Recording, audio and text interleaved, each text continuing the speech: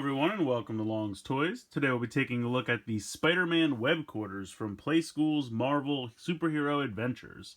Kind of a cool little playset here. Has kind of three main sections, which you can link all together. Comes with the Spider-Man figure, comes with a Vulture figure. Standard open packaging here. If we turn this around to the back, it shows off some of the features. It says, power up Spider-Man and his amazing web wings, grappling hook arms, and more to help him save his web quarters from the Vulture. So there you go. Now this one, it actually does have a couple different sets of arms for Spider-Man, so I understand the gimmick actually comes into play in this set. But it shows off some of the features down here. Drop the door for a jail cell. You have this kind of web line here. You can knock this tower over. There's a crane, a couple of things going on, so a couple of cool features we'll have to take a look at. Gonna go ahead and get all this stuff out of the packaging, and we'll take a closer look. So the playset comes with everything you see here. We'll dive into some of the smaller pieces first. Here is the Spider-Man figure. Now the arms he comes with in the packaging have this giant, like, light blue webbing. And I'm pretty sure the reason that this arm is going out to the back like that is just to counterbalance it, because this piece is so heavy that they had to put the arm going out the back. So it's impossible to have both arms forward at the same time because it's one solid bar in the back. But the Spidey figure looks pretty good. Head can move from side to side, normal bend at the waist. But just to show you what I mean, if we put this on the ground, he does actually stand. So that's pretty good. They found a way to actually counterbalance the giant web. And it doesn't fire out of there. It's just to kind of simulate that he's in the middle of shooting web at somebody. The Vulture figure, I think, looks pretty good. I like the color scheme. I love the giant red eyes. Head can move from side to side. Bend at the waist. And then the arms, again, are the one solid bar. But this figure actually looks pretty good, I think, because he doesn't have any kind of weird gimmicks, or the arms are just both down at the side, so kind of just looks like a normal figure. He's got his Vulture wings on the back. They don't move or anything, but I like this figure a lot. I think he looks pretty good. We also have this crane. Can spin around at the base. The arm doesn't actually open or close, but it can rotate here at this point right there. And you can see there's some web. I kind of wish this web wasn't bright yellow, but I understand it's easier for them to mold this all out of one piece. Now you can put a figure in here, so it looks like he's manning the crane, which is pretty cool. And then because the crane has the same kind of connection port that all these use, you could put it anywhere attached to the playset. You could put it right there. Anywhere these, like, I call them teeth for lack of a better term. Anywhere these teeth connectors are, you can connect this. Now, as far as I know, this is the same configuration for, like, the Star Wars playsets that we've taken a look at, like the Endor or the Hoth little playsets. So they all should have the same connector ports and should be able to be connected together. So if you have some Star Wars sets, you can also connect those together with the same kind of configuration. But I think this is meant to go up here. There's a little groove made especially for it, so I think the crane is supposed to go up there. But of course, like I said, you can take it off and put it wherever you like. Same thing with the Daily Bugle section. I'm going to move all this stuff off to the side. This is a separate piece, actually. And again, it just has the same kind of connection spots. So if you want to take this off and put it by itself, you can. If you want to, you could put it in the front. You could do lots of stuff with it. But here's a look at this from the back. Not too much going on in the back. I kind of like this giant spider web on the side, though. That's kind of a cool design point. And then not too much going on the side. A little spider. So I'm guessing, like, this building up here is the Daily Bugle, and then this is just a jail cell with the giant police badge. So how it works is you just push this down, and then that falls on top of them, and then closes the jail cell. So to demonstrate, if you were to put the Vulture, have him stand here, and then it puts a lid on him, and locks him in the jail cell. So it's kind of neat.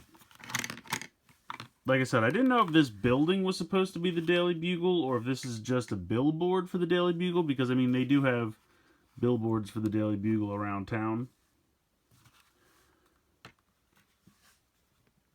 So I'm just going to connect it there because I think that's where it's meant to connect. But again, you can connect it anywhere you want. But you also get this large piece of zip line, which I'll get to in a moment once we take a look at some more of these features.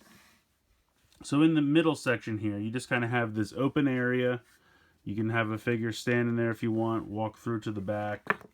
Doesn't really do anything. Real quick, we'll take a look at the playset from the back. Not a ton going on. I mean, really, nothing going on in this section, but if you wanted to have some figures stand here or back here, you could, but not too much going on in the back of the playset. But how this middle section works, if you turn this spider emblem, some of this stuff flips open. So you can see this little piece extends over here, which is kind of cool because now you have a bridge over to that section. And then you have these giant web arms, which is the second set of arms for Spider-Man. So you take these off. You can see it's two super giant, clear, translucent blue arms. So if we bring Spidey in and take off his other set of arms and pop these on,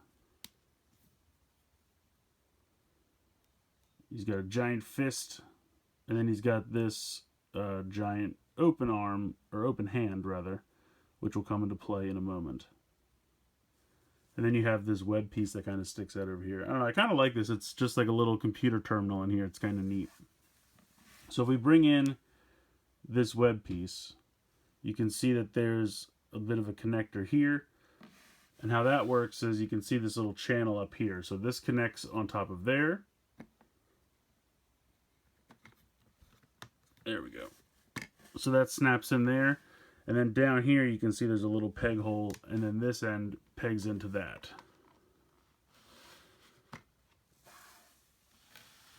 So what you can do then is you take Spider-Man with his giant open fist, and you put that on there, and then he swings, and you can see he swings into the bank vault, which I guess that's what this is supposed to be. It definitely looks like a little vault down here, but then it's just like kind of a little girder system. So he swings into it, whoops, or he falls off completely.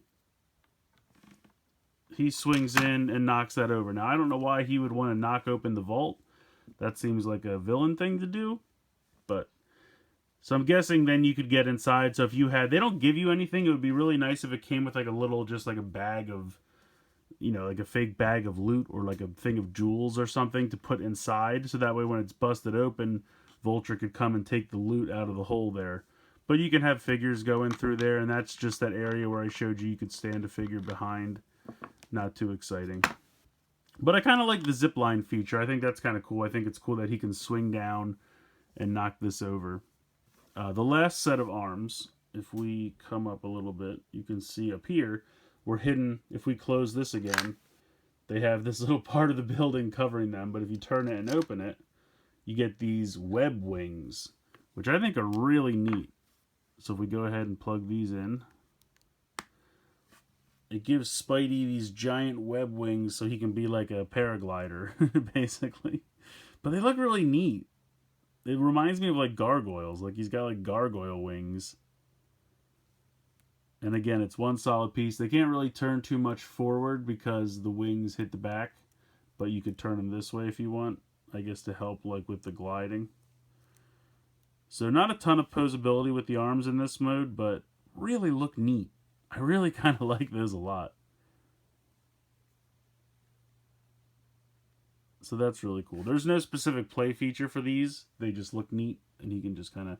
I guess if Vulture's flying around, he can use these to follow him in the sky. So, but yeah, I think it's a pretty neat little playset, I have to be honest. It's a lot neater than I thought it was going to be. When I kind of saw it in the store, I thought, it doesn't really do all that much, and it didn't really excite me. I picked this up at Toys R Us. It was 50% off because of the going out of business sale. I really just wanted the Vulture figure, and it's probably still my favorite part of the set, but it's actually a pretty decent little set, I have to say. I really like the zipline feature. I think that's fun. And while I'm not a huge fan of the changeable arms feature, with this playset it actually makes sense. I feel like this is one of the first times in all of the Galactic Heroes or Marvel Superhero Adventure sets where it actually makes sense. Because if you give a guy a goofy set of arms and it's the only ones you give him, then it kind of detracts from the play value in my feeling. Because I mean, yes, if you have multiple sets, you can mix and match those, but the whole point of this gimmick is to give you multiple sets of arms so he can do different play features. So with this set, it totally makes sense. You have the zipline set, you have the webbing set, and then you have the crazy wings set. It makes total sense to me. When it's the only set you give him, you're not really powering up if you only have one set of arms, is my point. But for this set, I really do think it works. I even kind of really like this giant webbing. It's almost kind of cool because it's almost like a grappling hook. You can almost kind of slide on this too. If you put the Vulture down here at the end, you can slide right into him. Boom, take that, Vulture. So yeah, I think this is actually pretty cool. If you can go find one of these at a Toys R Us for 15 bucks, I think it's totally worth it. And I think you might be able to because most of the Toys R Us in my area had a million of these things. It was definitely like the one Playskool. This and the newer version of the AT-AT were like the two things that they had the most of. So I definitely think if you can find this for 15 bucks, it's totally worth it. I think there's a lot of fun to be had. I really like the zipline feature. I feel like that could keep you entertained for a while. And the 3 sets of arms are actually, in my opinion, pretty well done. So let me know what you guys think in the comments below. Please like, share, comment, subscribe. Hope you guys enjoyed this video, and as always, thanks so much for watching.